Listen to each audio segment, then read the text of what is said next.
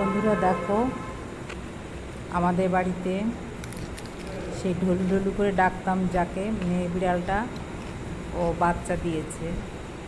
বাচ্চা আমাদের বাড়িতে দেয়নি, পাশের বাড়িতে দিয়েছিল। তো আজ কদিন হলো আমাদের বাড়িতে নিয়ে এসছে বাচ্চাগুলো। তো দেখো, 3টে বাচ্চা হয়েছে।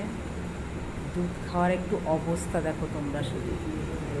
দুটো এদিক দিয়ে আর একটা মার গার উপর দিয়ে ওই সাইড দিয়ে বসে দেখো, নড়চড় নেই, একদম নড়াচড়া নেই। দেখো, কান ধরে টানছি তাও নড়ছেই না, আবার তাকিয়ে দেখছে, ভয়ও নেই। দেখো, শুধু শুধু শুধু শুধু বিরক্ত করা।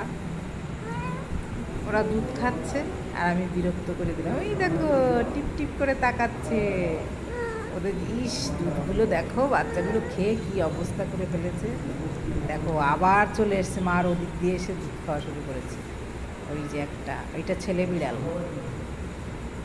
এর ভিতরে এই লাল দুটোর মধ্যেও একটা ছেলে একটা মেয়ে। দেখো দেখো দেখো কীভাবে কি আবদার করে মার কাছ থেকে দুধ খায়। ওই দেখো, আবার দুধ খেয়ে গিয়ে আবার ওই যে ভাত দেওয়া আছে, আবার ভাত খেতে লেগে গেল।